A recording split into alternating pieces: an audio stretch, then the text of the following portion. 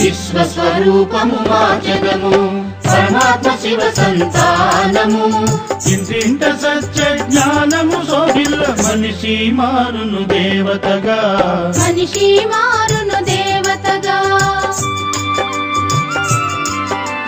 విశ్వస్వరూపము మా జగము పరమాత్మ శివ సంతానము ఇంటింట సత్య జ్ఞానము శోభిల్ల మనిషి మారును దేవతగా మనిషి మారును దేవతగా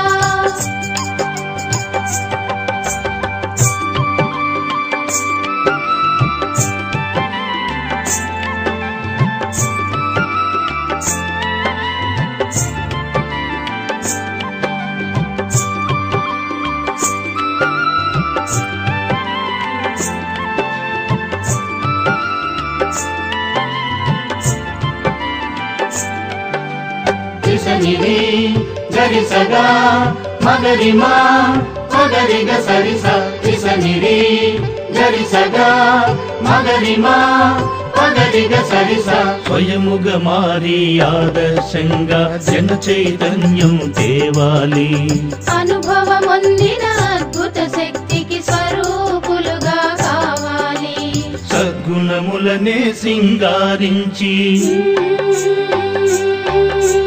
సద్గుణములనే సింగారించి జగతికి నవ నిర్మాతలై ఇంటింట సత్య జ్ఞానము శోభిల్ల మనిషి మారును దేవతగా మనిషి మారును దేవతగా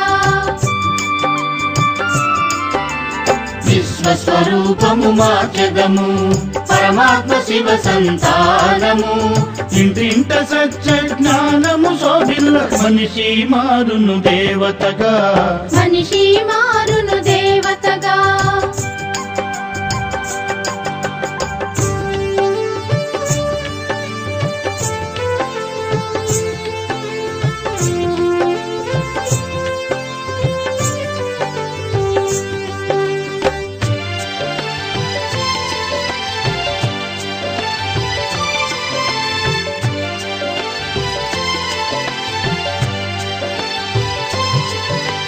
విశ్వశాంతిని ప్రసరించి ప్రేమ తత్వమును వివరించి భరతమాత సత్పుత్రులుగా భూమిని స్వర్గముగా మార్చెదము పవిత్ర బాటలు పయనించి పవిత్ర బాటలు పయనించి భారతావని కీర్తిని పెంచి ఇంటింట సత్య జ్ఞానము శోభిల్ల మనిషి మారును దేవతగా మనిషి మారును దేవతగా విశ్వస్వరూపము మా జగము పరమాత్మ శివ సంతానము ఇంటింట సత్య జ్ఞానము శోభిల్ల మనిషి మారును దేవతగా మనిషి మారును దేవతగా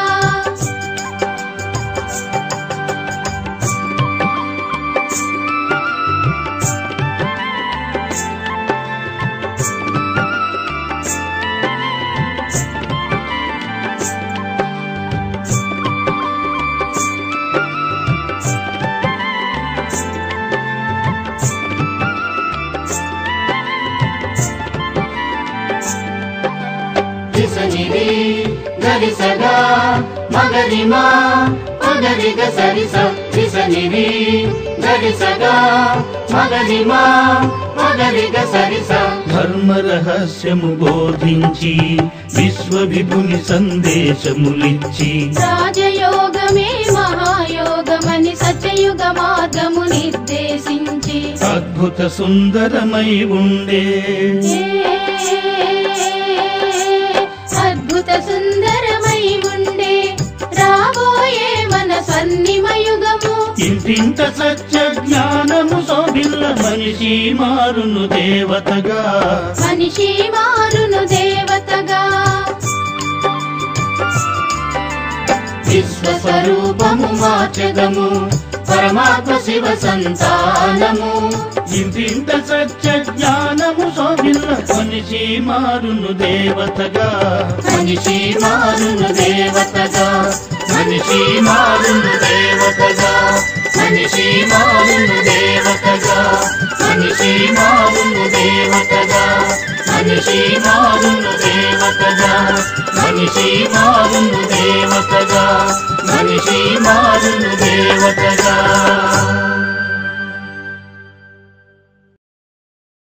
ఓం శాంతి. మధురమైన పిల్లలారా, ఈ బ్రాహ్మణ కులము చాలా సాటి లేనిది. బ్రాహ్మణులు మీరే జ్ఞాన సంపన్నులు. మీకు జ్ఞానము, విజ్ఞానము మరియు అజ్ఞానము గురించి తెలుసు. ప్రశ్న: ఏ సహజ పురుషార్థంతో పిల్లల మీ మనస్సు అన్ని విషయాల నుండి తొలగుతూ ఉంటుంది? కేవలం ఆత్మీక కర్తవ్యంలో తత్పరులవ్వండి. ఎంతెంత ఆత్మీక సేవ చేస్తూ ఉంటారో అంత ఇతర విషయాల నుండి స్వతహాగా మనస్సు తొలగుతూ ఉంటుంది. రాజ్యాధికారం తీసుకునే పురుషార్థంలో లగ్నమైపోతారు. ఆత్మీక సేవతో పాటు మీరు రచించిన రచనను కూడా సంభాళించాలి. పాట: ప్రియుని జతలో ఎవరు ఉంటారు? ఓం శాంతి. తండ్రిని ప్రియుడని కూడా అంటారు. తండ్రి ముందు పిల్లలు కూర్చొని ఉన్నారు. మేము ఏ సాధు సన్యాసీలు మొదలైన వారి ఎదుట కూర్చోలేదని పిల్లలకి తెలుసు. తండ్రి జ్ఞానసాగర్లో జ్ఞానము ద్వారానే సద్గతి కలుగుతుంది. జ్ఞానము, విజ్ఞానము, అజ్ఞానము అని అంటారు. విజ్ఞానము అంటే దేహీ అభిమానిగా అవ్వటం, స్మృతి యాత్రలో ఉండటం. జ్ఞానం అనగా సృష్టి చక్రాన్ని తెలుసుకోవటం. జ్ఞానము, విజ్ఞానము, అజ్ఞానము అర్థము మనుషులకు అసలు తెలియదు. ఇప్పుడు మీరు సంగమయుగంలోని బ్రాహ్మణులు. మీ ఈ బ్రాహ్మణ కులము సాటిలేనిది, అతీతమైనది. దీనిని గురించి ఇతరులెవరికీ తెలియదు. బ్రాహ్మణులు సంగమయుగంలో ఉంటారనే విషయం శాస్త్రాలలో లేనే లేదు. ప్రజాపిత బ్రహ్మ ఉండి వెళ్ళిపోయారని, వారిని ఆదిదేవుడని అంటారని కూడా తెలియదు. ఆదిదేవి జగదాంబ అనగా ఎవరో కూడా ప్రపంచానికి తెలియదు. తప్పకుండా బ్రహ్మముఖ వంశావళికి చెందిందే అయి ఉంటుంది. ఆమె బ్రహ్మకు పత్ని కాదు, దత్తు చేసుకుంటారు కదా. పిల్లలు మిమ్మల్ని కూడా దత్తు చేసుకుంటారు. బ్రాహ్మణులను దేవతలని అనరు. ఇక్కడ బ్రహ్మ మందిరము ఉంది. అతడు కూడా మనిషే కదా. బ్రహ్మతో పాటు సరస్వతి కూడా ఉంది. దేవీల మందిరాలు కూడా ఉన్నాయి. అందరూ ఇక్కడ ఉండే మనుషులే కదా. అయితే ఒక్కరి మందిరం నిర్మించబడింది. ప్రజాపితకు అయితే అనేక మంది ప్రజలు ఉంటారు కదా. ఇప్పుడు తయారవుతూ ఉన్నారు. ప్రజాపిత బ్రహ్మ కులము వృద్ధి చెందుతూ ఉంది. అందరూ దత్త తీసుకున్న పిల్లలే. ఇప్పుడు మిమ్మల్ని బేహద్దు తండ్రి దత్తపుత్రునిగా చేసుకున్నాడు. బ్రహ్మ కూడా బేహద్దు తండ్రి కుమారుడే. ఇతనికి కూడా వారసత్వం వారి ద్వారానే లభిస్తుంది. పౌత్రులైన మీకు కూడా వారసత్వం వారి నుండే లభిస్తుంది. జ్ఞానము ఎవరి వద్ద లేనే లేదు. అందరికంటే జ్ఞానసాగర్లు ఒక్కరే. ఆ తండ్రి ఎంతవరకు రారో అంతవరకు ఎవరికి సద్గతి జరగదు. మీరిప్పుడు సద్గతి కొరకు భక్తి నుండి జ్ఞానంలోకి వచ్చారు. సత్యయుగాన్ని సద్గతి అని అంటారు. కలియుగాన్ని దుర్గతి అని అంటారు. ఎందుకంటే ఇది రావణరాధ్యము. సద్గతిని రామరాధ్యమని కూడా అంటారు. సూర్యవంశీయులని కూడా అంటారు. వాస్తవిక పేరు సూర్యవంశీయులు, చంద్రవంశీయులు. మనమే సూర్యవంశీయులుగా ఉండినామని, మళ్ళీ 84 జన్మలు తీసుకున్నామని మీకు తెలుసు. ఈ జ్ఞానం ఏ శాస్త్రాలలోనూ లేదు. ఎందుకంటే శాస్త్రాలు భక్తి మార్గంలోనివి. అవన్నీ వినాశమైపోతాయి. ఇక్కడి నుండి ఆత్మలు ఏ ఏ సంస్కారాలు తీసుకువెళ్తారో అక్కడ వాటితో అన్నీ తయారు చేస్తారు. మీలో కూడా రాజ్యాధికారపు సంస్కారము నింపబడుతుంది. మీరు రాజ్యపాలన చేస్తారు. విజ్ఞానవేత్తలు ఆ రాజ్యంలోకి వచ్చి వారు ఏ నైపుణ్యం నేర్చుకున్నారో ఆ పనినే చేస్తారు. సూర్యవంశ చంద్రవంశ రాజ్యంలోకి తప్పకుండా వెళ్తారు. వారిలో కేవలం సైన్స్ జ్ఞానం మాత్రమే ఉంటుంది. వారు ఆ సంస్కారాన్ని తీసుకువెళ్తారు. అది కూడా సంస్కారమే. వారు కూడా పురుషార్థం చేస్తారు. వారి వద్ద ఆ విద్య ఉంటుంది. మీ వద్ద ఏ ఇతర విద్య లేదు. మీరు తండ్రి నుండి రాజ్యాధికారం తీసుకుంటారు. వృత్తి వ్యాపారాలు చేసే వారిలో ఆ సంస్కారాలు ఉంటాయి కదా. ఎంత గందరగోళంగా ఉంటుంది. కానీ ఎంతవరకు వానప్రస్థ స్థితి రాదో అంతవరకు గృహస్థ వ్యవహారాలు కూడా సంభాళిస్తూ ఉండాలి. లేనిచో పిల్లలను ఎవరు సంభాళిస్తారు? అందరూ వచ్చి ఇక్కడ ఎలా ఉంటారు? ఈ సేవలో పూర్తిగా నిమగ్నమవుతే అది తొలగిపోతుందని అంటారు. మీ రచనను కూడా తప్పకుండా సంభాళించాల్సి వస్తుంది. ఎవరైతే మంచి రీతిగా ఆత్మీక సేవలో నిమగ్నమవుతారో అందరి నుండి స్వతహాగానే వారి మనస్సు తొలగిపోతుంది. ఈ ఆత్మీక సేవలో ఎంత ఎక్కువసేపు వినియోగిస్తే అంత మంచిదని భావిస్తారు. పతీత్ నుండి పావనంగా అయ్యే దారి తెలిపేందుకు తండ్రి వచ్చారు కనుక పిల్లలు కూడా ఈ సేవ చేయాలి. ప్రతి ఒక్కరి లెక్కాచారాన్ని చూస్తారు. అనంతమైన తండ్రి కేవలం పతీత్ నుండి పావనంగా అయ్యేందుకు మతం ఇస్తారు. వారు పావనంగా అయ్యే మార్గం చెప్తారు. పోతే పాలన పోషణ చేయడం, సలహా ఇవ్వడం ఇవన్నీ ఇతని కర్తవ్యాలు. శ్రీబాబా చెప్తూ ఉన్నారు, వ్యాపార ఉద్యోగ విషయాలేమీ నన్ను అడగరాదు. పతీత్ నుండి పావనంగా చేసేందుకు రండి అని మీరు నన్ను పిలిచారు. నేను ఇతని ద్వారా మిమ్మల్ని పావనంగా చేస్తూ ఉన్నాను. ఇతను కూడా తండ్రి. ఇతని మతం అనుసరించవలసి ఉంటుంది. వారిది ఆత్మీక మతము, ఇతనిది భౌతిక మతము. ఇతనిపై కూడా ఎంతో బాధ్యత ఉంటుంది. ఈ బ్రహ్మ కూడా శ్రీబాబా ఒక్కరినే స్మృతి చేయమని తండ్రి ఆజ్ఞ అని చెప్తారు. తండ్రి మతాన్ని సదా అనుసరించండి. పోతే పిల్లలు ఏదైనా అడగాలనుకుంటే ఉద్యోగ వ్యాపారాదులలో ఎలా నడుచుకోవాలో అడగవలసి వస్తే ఆ విషయాలను ఈ సాకార బాబా చాలా బాగా అర్థం చేయించగలడు. ఇతడు అనుభవి కనుక తెలుపుతూ ఉంటాడు. ఇతన్ని చూసి అందరూ నేర్చుకోవాలి. ఇతడు నేర్పిస్తూ ఉంటాడు. ఎందుకంటే అందరికంటే ముందు ఇతనే ఉంటాడు. తుఫాన్లన్నీ మొదట ఇతని వద్దకే వస్తాయి. కాబట్టి అందరి నుండి బలశాలి ఇతడే. అందుకే ఇతడు ఉన్నతమైన పదవిని కూడా పొందుతాడు. మాయా రుస్తం అయ్యే యుద్ధం చేస్తుంది. ఇతడు వెంటనే ఒక్క క్షణంలో అన్నీ వదిలేశాడు. ఇతనికి ఆ పాత్ర ఉండినది. బాబా ఇతనితో అలా చేయించారు. చేయించేవారు వారే కదా. సాక్షాత్కారమైన వెంటనే సంతోషంగా సర్వస్వం వదిలేశాడు. ఇప్పుడు మనం విశ్వానికి అధికారులుగా అవుతాము. విలువలేని ఈ వస్తువుల్ని మనం ఏం చేసుకుంటాము?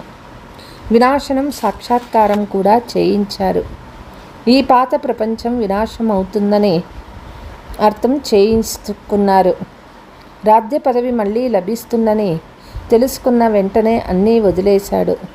ఇప్పుడు తండ్రి మతాన్ని అనుసరించాలి. తండ్రి అంటూ ఉన్నారు, నన్ను స్మృతి చెయ్యండి. డ్రామా అనుసారం బట్టి తయారు చేయవలసి ఉంటుంది. ఇంతమంది ఎందుకు పారిపోయి వచ్చారో మనుషులకి తెలియదు. ఇతడు ఏ సాధు సత్పురుషుడు కాదు. ఇతడు చాలా సాధారణ వ్యక్తి. ఇతడు ఎవరినీ బలవంతంగా తీసుకుపోలేదు. కృష్ణునికి ఏ చరిత్ర లేదు. మనుష్య మాతృలకి ఏ మహిమ లేదు. మహిమ అంతా ఒక్క తండ్రిదే. ఆ తండ్రే వచ్చి అందరికీ సుఖం ఇస్తారు. మీరు మమ్మీతో మాట్లాడతారు. మీరు ఎవరి వద్దకు వచ్చారు? మీ బుద్ధి అక్కడకు కూడా పోతుంది, ఇక్కడకు కూడా వస్తుంది. ఎందుకంటే అక్కడ నివసించే శివబాబా ఇప్పుడు ఇతనిలో వచ్చాడని తెలుసు. తండ్రి నుండి మనకి స్వర్గ వారసత్వం లభిస్తుంది.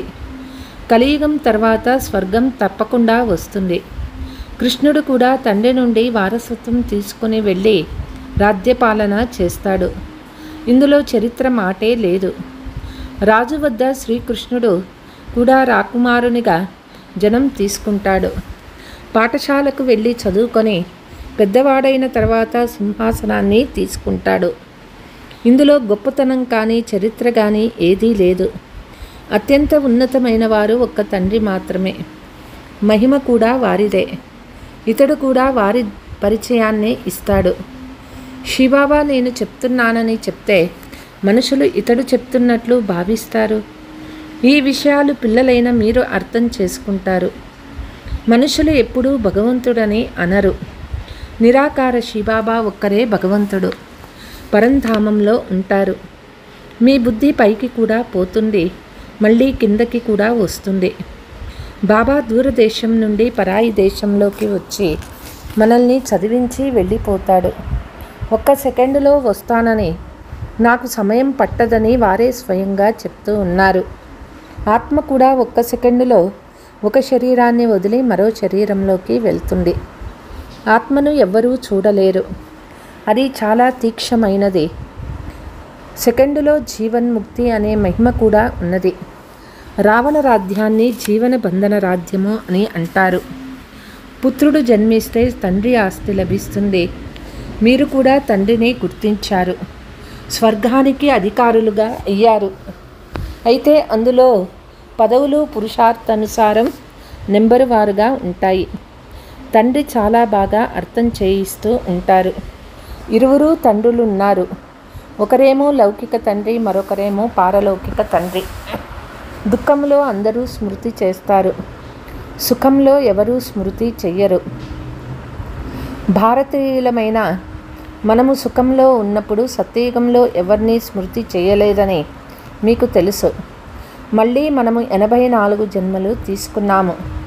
ఆత్మలో మలినం ఏర్పడితే కొద్దీ డిగ్రీ తగ్గిపోతూ వస్తుంది. 16 కళా సంపూర్ణులుగా ఉంటారు. తర్వాత 2 కళలు తగ్గిపోతాయి. తక్కువ మార్కులతో పాస్ అయినందున రాముని చేతిలో బాణం చూపించారు. అంతేకాని ధనస్సును విరుచుట మొదలైనవేవి లేవు. బాణం గుర్తుగా ఇవ్వబడింది. ఇవన్నీ భక్తి మార్గంలోని విషయాలు. భక్తిలో మనుషులు ఎంతగానో తిరుగుతూ వెతుకుతూ ఉంటారు. ఇప్పుడు మీకు జ్ఞానం లభించింది కాబట్టి వెతుకుట తిరుగుట సమాప్తమైపోతాయి. ఓ శివబాబా అని అనడం ఇది బాధతో పిలిచే శబ్దము. మీరు ఇలా పిలవరాదు. తండ్రిని స్మృతి చెయ్యాలి. అరుస్తూ పిలిస్తే అది భక్తిలోని అంశమైపోతుంది. ఓ భగవంతుడా అని పిలవటం కూడా భక్తిలోని శబ్దము. భగవంతుడా అని స్మృతి చేయమని బాబా చెప్పలేదు. అంతర్ముఖంగా అయ్యి నన్ను స్మృతి చేయమన్నారు. స్మరణ కూడా చేయరాదు. స్మరణ కూడా భక్తి మార్గంలోని పదమే. మీకు తండ్రి పరిచయం లభించింది. తండ్రి శ్రీమతాన్ని అనుసరించండి.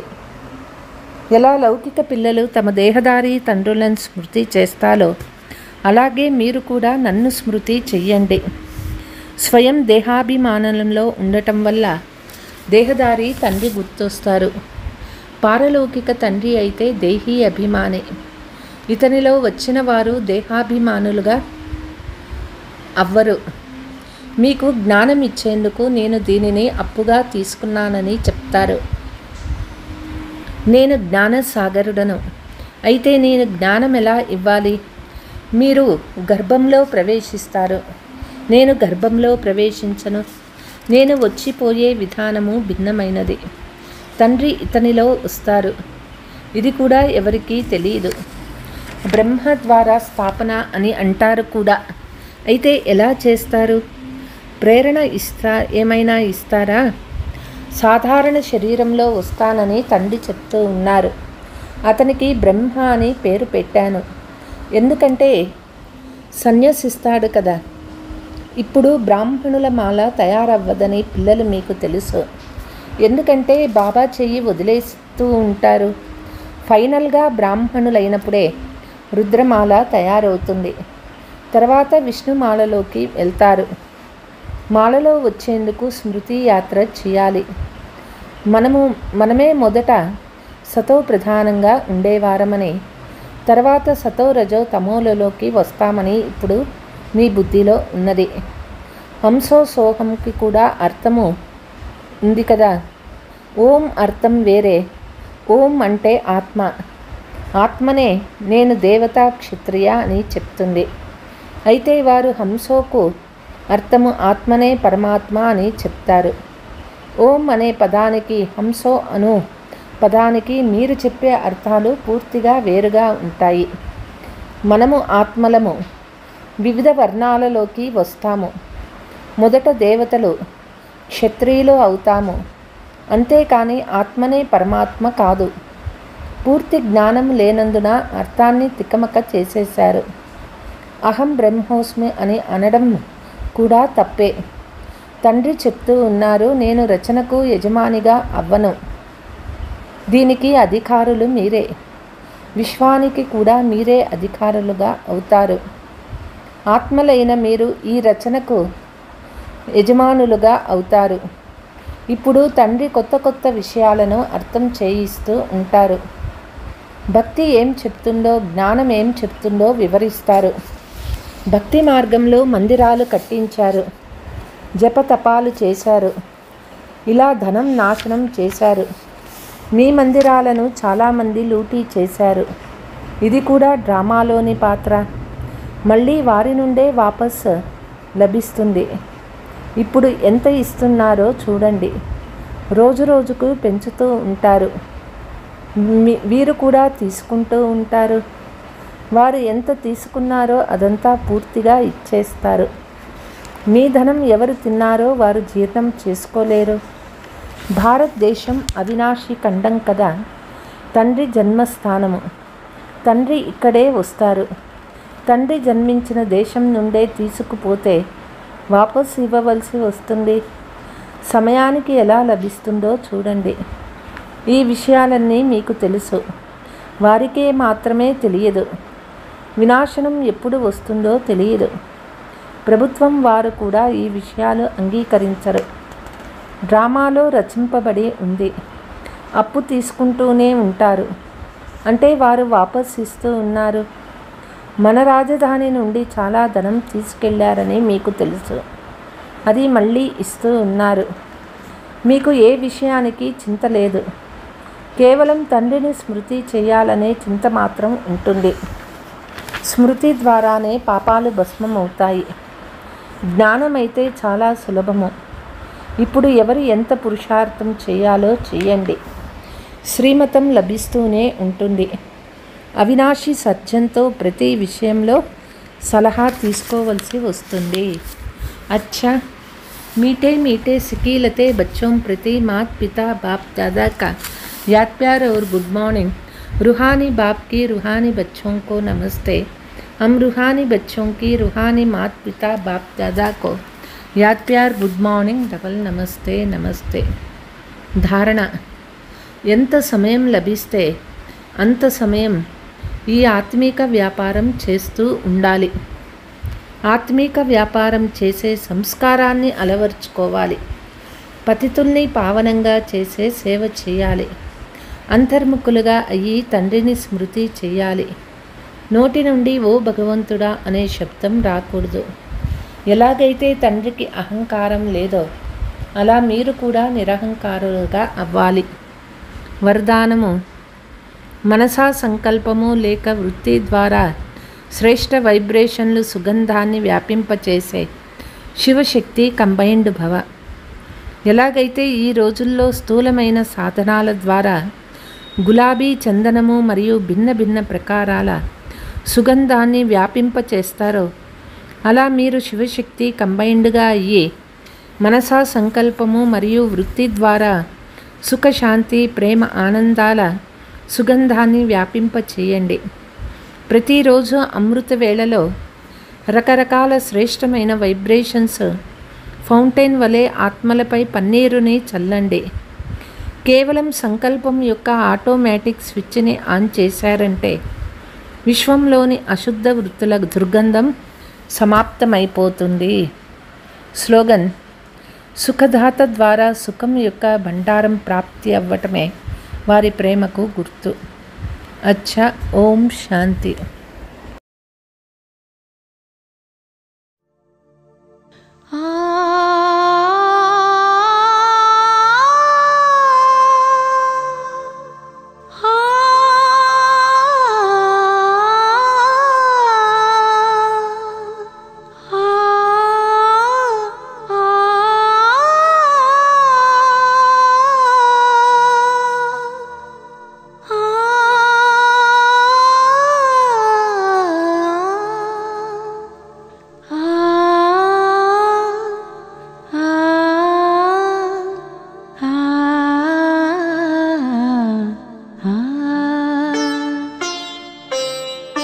శుభోదయమునా దివ్య కిరణాలు ఎగురవేవో విహంగమా. శుభోదయమునా దివ్య కిరణాలు ఎగురవేవో విహంగమా. గగనాంతరాళాలపై పైకి సాగుచు ప్రాణబంధువు పిలుపునందుకో. శుభోదయమునా దివ్య కిరణాలు.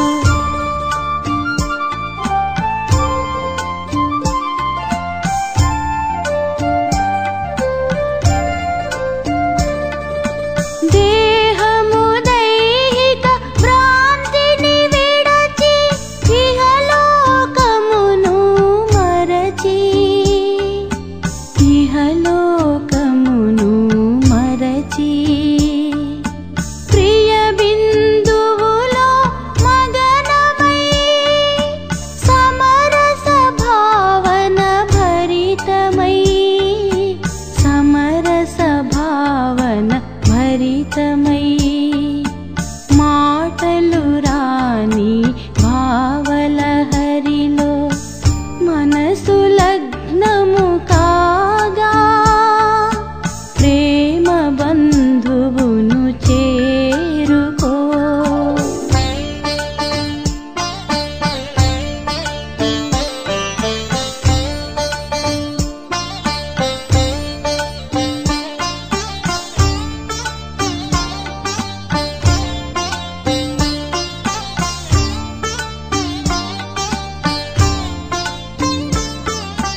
దూర సుదూర తీరాలలో అద్భుతమైన లోకమిది.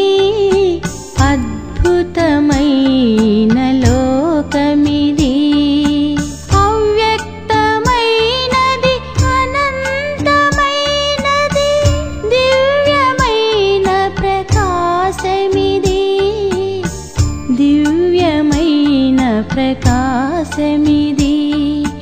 జ్ఞాన నేత్రముతో తిలకించు తరగని సుఖ సంపదలివిగో. సుఖ సాగరుని చేరుకో.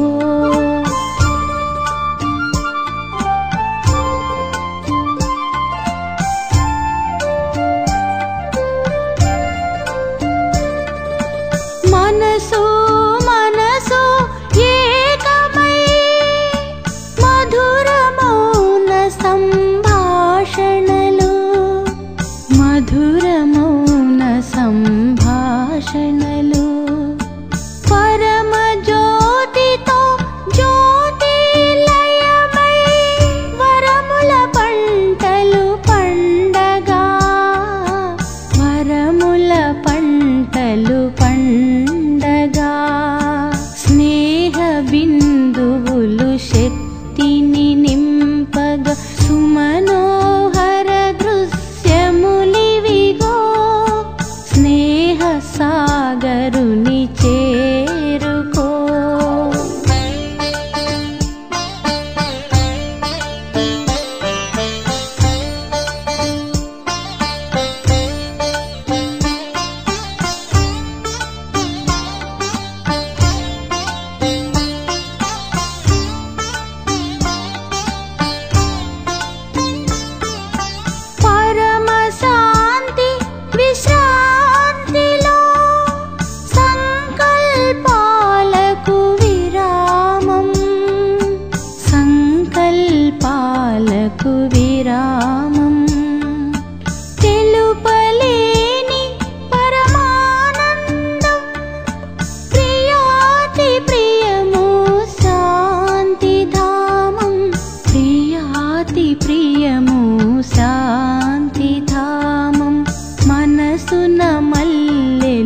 పరిమళించును